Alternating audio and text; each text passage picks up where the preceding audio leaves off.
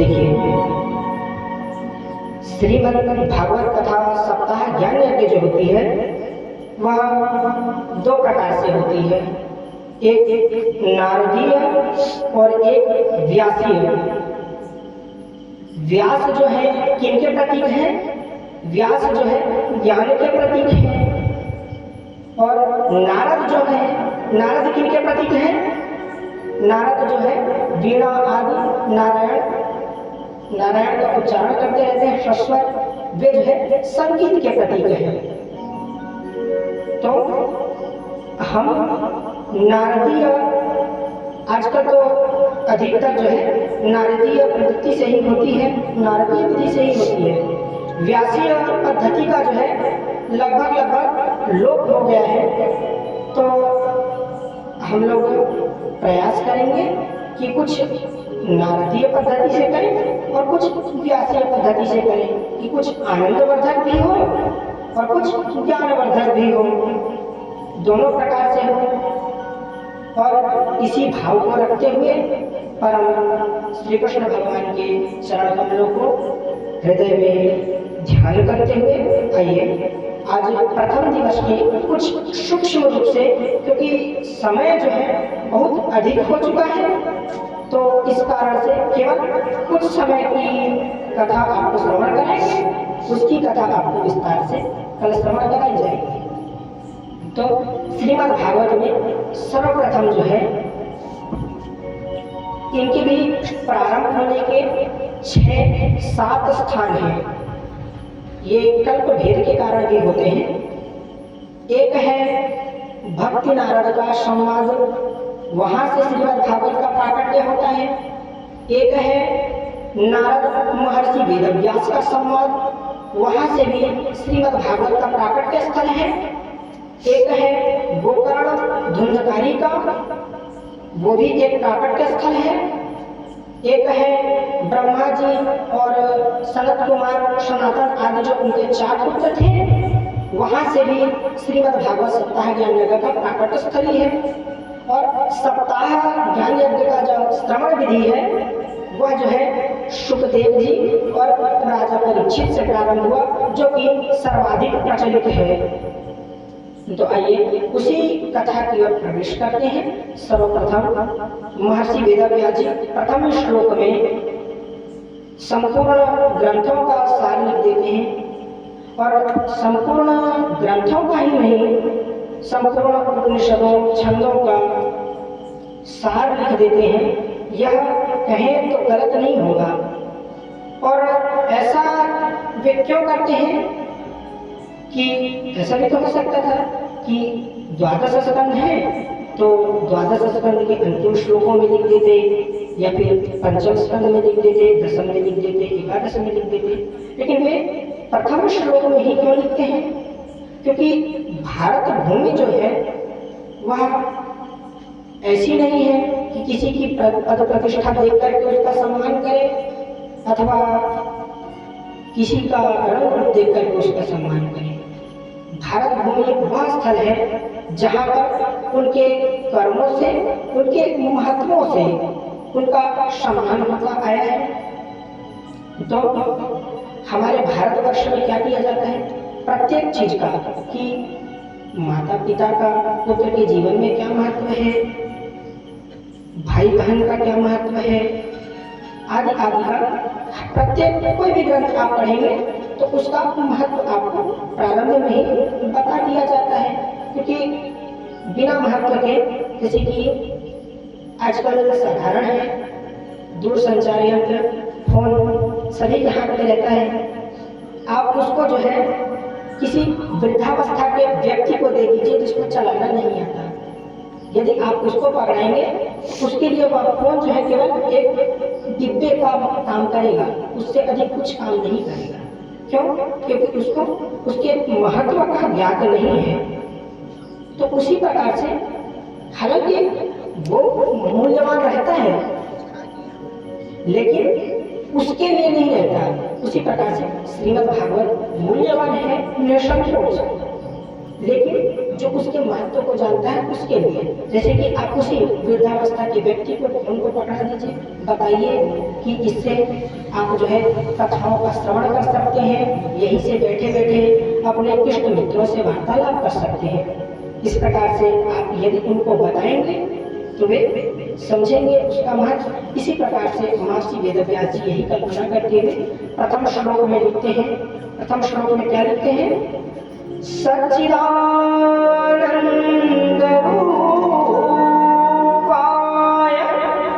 विश्वोपचारिणे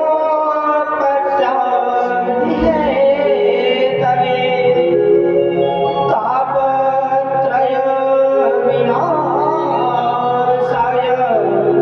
श्री कृष्णाय वयं नमः। अर्थात कि यदि इसका शाब्दिक अर्थ देखें तो सच्चिदानंद रूपाय, जो सच्चिद आनंद के स्वरूप है, विश्व तत्त्यादि है सभी, विश्व की उत्पत्ति आदि, अर्थात कि विश्व की उत्पत्ति आदि के हेतु हैं। तापत्रय विनाशाय, 3 प्रकार के तापों के विनाशन करने वाले हैं, और ऐसे श्री कृष्ण को हम नमस्कार करते हैं। किंतु इसके तात्विक अर्थ की ओर जाएंगे तो यह बहुत ही गहन है। एक एक शब्द से लेकर के एक एक ग्रंथों की रचना की जा सकती है, और उसी को देखते हुए मैंने अपनी तुच्छ बुद्धि से इसका कुछ भाष्य करने का प्रयत्न किया है।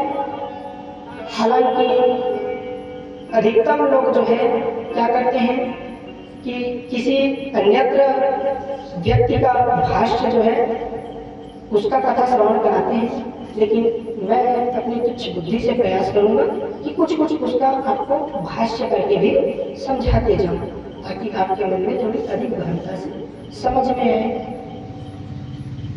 तो इसका तात्विक अर्थ क्या है? सच्चिदानंद रूपाय, जो सच्चित और आनंद के स्वरूप है। अब इसमें सर्वप्रथम आता है क्या? सत। सत का अर्थ क्या है महोदय? किसी को ज्ञात है? सत्य का अर्थ होता है जो कभी बदलता नहीं है। सत्य का मतलब जो कभी बदले नहीं। जैसे कि कोई भी वृक्ष है, मानव है, जो दृष्टा है वह नाशवान है। आज नहीं तो कल कालांतर में कभी ना कभी नष्ट होगी, या पृथ्वी, धरातल, रसातल, महातल, अतल, वितल, सुतल, तलातल आदि चारों तल, 14 लोक, तीनों भुवन आदि सभी जो है नाशवान है। ये सत्य नहीं है। सत्य क्या है? सत्य जो कभी बदलता नहीं है। और चित्त, चित्त क्या है? चित्त जो है मन को ही चित्त कहा जाता है। यदि भगवान उस सत्य में लगा दिया जाए, उस सत्य में अपने मन को लगा देते हैं तो वह चित्त कहलाता है। तीसरा शब्द है आनंद। आनंद का अर्थ क्या होता है? आनंद, काफी लोग ऐसा बोलते हैं, कुछ बहुत ही प्रिय वस्तु का पान करने के बाद या फिर उसको पाने के बाद क्या बोलते हैं? आनंद आ रहा है। जैसे कि किसी की बहुत ही महती इच्छा होती है कि हम जो है काजू कतली खाते हैं। अब उसको आप एक काजू कतली खिलाइए, बोले 2-4 और खा लेते, 2-4 और खिलाइए, बोलेगा वाह वाह आनंद आ गया। लेकिन वहीं आप उसको 2-4 के बाद 10 खिलाइए, 20 खिलाइए और देते जाइए, एक समय में उसका मन जो है परिपूर्ण हो जाएगा, बोलेगा बस अब नहीं। ये आनंद नहीं, ये केवल सुख है, मजा है। आनंद, आप धन से आनंद की प्राप्ति नहीं कर सकते। क्यों? क्योंकि कल किसी व्यक्ति के पास साइकिल था तो वह 2 पहिया वाहन के लिए स्वप्न देखता था, बोलता था भगवान ये मिल जाए बस, जब 2 पहिया वाहन मिला तो 4 पहिया के लिए रोने लगा कि ये मिल जाए बस। अर्थात कि उसके मन की कामना कभी समाप्ति ही नहीं होती ना। तो यहाँ इसके विपरीत देखेंगे तो कैलाश, हिमगिरी आदि पर्वतों पर जो नित्य निवास करते हैं साधु सन्यासी, जिनका दर्शन भी दुर्लभ होता है, उनका जो है शरीर बैठे बैठे ध्यानावस्था में बैठे बैठे सूख रहे हैं, लेकिन फिर भी आप उनसे जाकर के कभी बात करके देखिए, आपको कभी ऐसा नहीं लगेगा कि उनके हृदय में कभी दुख है। जैसे कुछ लोग होते हैं, एक बहुत ही धनी व्यक्ति है और एक बहुत ही सज्जन व्यक्ति है, दोनों में बहुत फर्क होता है। एक साधु के पास आप 1 घंटे बैठेंगे तो भी आपको ऐसा लगेगा कि 2 घंटे 4 घंटे और बैठ जाते हैं, लेकिन जब आप एक धनी व्यक्ति या फिर धनी तो नहीं किंतु क्रोधी व्यक्ति या फिर असंतोषी व्यक्ति के पास बैठते हैं तो उसको ऐसा लगेगा, केवल 10 मिनट बात करने से ऐसा लगेगा मेरे पास ये है, मेरे पास वो है, मेरे पास गाड़ी है, बंगला है, ये वो, तो उससे मन उगने लगेगा, है कि नहीं। तो आनंद का जो अर्थ है वो है कि कभी जिससे हमारा मन न भरे और उसका आनंद कम भी ना हो।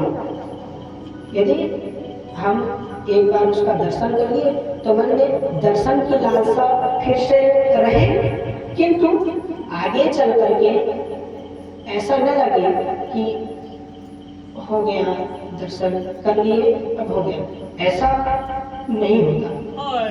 आनंद जो है कभी समाप्त नहीं होती और इन सत चित्त और आनंद के स्वरूप विश्वोत्पत्त्यादि हेतवे, विश्व की उत्पत्ति आदि, अर्थात कि किसी भी चीज की, किसी भी वस्तु की, किसी भी व्यक्ति की, किसी भी सामग्री की जो दृष्टा है, जो सृष्टि है, इन दोनों की 3 ही गतियां होती हैं, बनती हैं, रहती हैं, नष्ट होती हैं। और इनके जो हेतु हैं अर्थात कि बनाने वाले, संचालन करने वाले और बिगाड़ने वाले, इनके जो हेतु हैं अर्थात कि कारण, जिनके कारण से, जिनके कृपा से यह होता है, विश्वोत्पत्त्यादि हेतवे ताप त्रय विनाशाय, ताप आदि त्रय, ताप त्रय अर्थात कि ताप आदि 3 प्रकार के जो ताप होते हैं, दैहिक, दैविक और भौतिक ताप, शरीर से मिलने वाला ताप, पितृ और प्रेतों से मिलने वाला ताप और देवताओं से मिलने वाला ताप। 3 प्रकार के जो ताप होते हैं अर्थात कि दुख 3 प्रकार के, कभी फसल का नष्ट हो जाना, तो कभी पुत्र का न होना, तो कभी बीमार हो जाना, ये 3 प्रकार के ताप हैं। मतलब उदाहरण के लिए हमने आपको 3 बताए, ये अनगिनत भी हो सकते हैं। ये 3 प्रकार के जो ताप हैं उनको नष्ट करने वाले श्री कृष्णाय वयं नमः, श्री कृष्ण है। श्री कृष्ण का अर्थ क्या है? वैसे तो कृष्ण का यदि शाब्दिक अर्थ हम देखें तो कृष्ण का शाब्दिक अर्थ होता है काला, और काला रंग जो होता है उसमें हम कोई भी अन्य रंग को मिला देते हैं तो वह स्वयं अपना रंग न छोड़ करके उसको भी काला करता है। वैसे ही श्री कृष्ण का यह शब्द है, भगवान श्री कृष्ण है, अर्थात कि उसमें आप जो भी हो, जो उनको भजता है वह उन्हीं का स्वरूप हो जाता है, जिसको क्या बोलते हैं? मोक्ष बोलते हैं, परम गति बोलते हैं, सदगति बोलते हैं, उसको प्राप्त होता है। अर्थात कि कृष्ण को भजते भजते कृष्ण ही हो जाऊंगा। सुना होगा आप लोगों ने।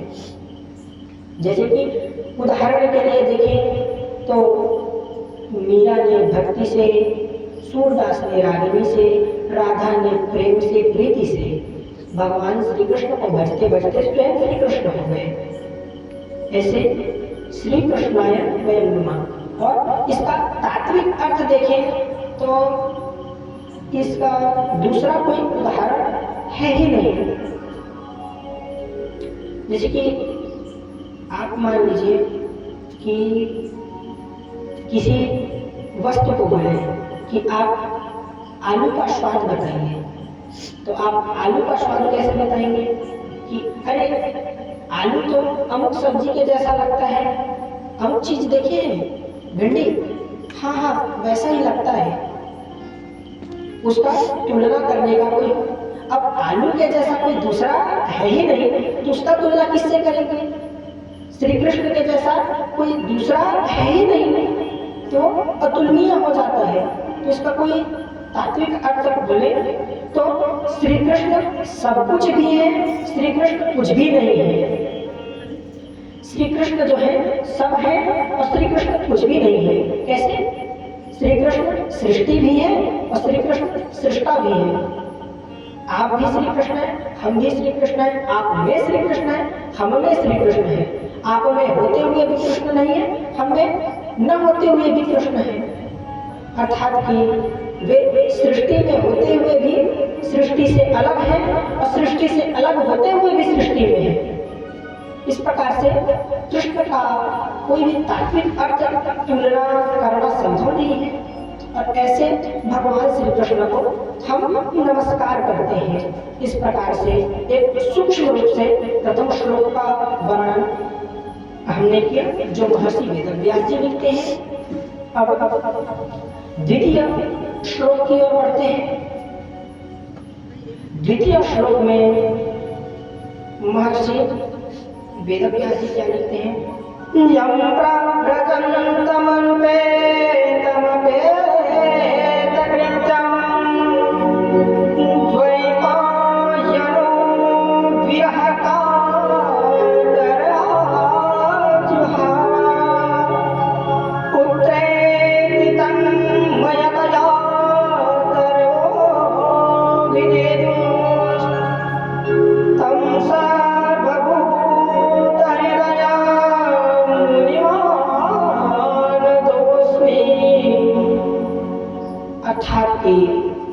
जिस समय श्री सुखदेव जी का यज्ञोपवीत संस्कार भी नहीं हुआ था, वैदिक अनुष्ठान आदि के कर्मों का अवसर भी नहीं आया था, उस समय रोमहर्षण के पुत्र महर्षि वेदव्यास जी अपने पुत्र को वैराग्य के लिए जाते हुए देखकर क्या कहते हैं? हे पुत्र, इस प्रकार से करोड़ों विलाप करते हुए उनके पीछे जाते हैं। उस समय तन्मय होने के कारण वृक्षों ने जो है उनकी ओर से जवाब दिया था। श्री सुखदेव जी की ओर से महर्षि वेदव्यास जी को जवाब दिया था। ऐसे श्री सुखदेव जी महाराज को हम नमस्कार करते हैं। महर्षि वेदव्यास के पुत्र सुखदेव जी महाराज के जन्म की कथा भी बहुत ही अलग है और श्रीमद् भागवत का एक उद्गम स्थल, एक प्रारंभ स्थल यह भी है। इसमें होता क्या है कि एक कैलाश पर्वत पे भगवान शंकर रहते हैं, माता पार्वती रहती है, वे सदैव ही साथ रहते हैं। अब यहाँ से अब कोई भी कथा को श्रवण करेंगे तो वो कहाँ से प्रारंभ होती है? सभी का प्रारंभ स्थल एक ही स्थान होता है, नैमिषारण्य नामक क्षेत्र, जहाँ पे 88,000 ऋषि यक्ष गंधर्व आदि जो है ज्ञान नामक यज्ञ कर रहे हैं। यज्ञ का अर्थ आवश्यक नहीं है कि अग्नि में घी डालने का ही नाम यज्ञ हो। यज्ञ भी कई प्रकार के होते हैं, ज्ञान यज्ञ, कर्म यज्ञ, दया यज्ञ, क्षमा यज्ञ, भक्ति यज्ञ, वैराग्य। इस प्रकार से अनेकानेक प्रकार के यज्ञ होते हैं।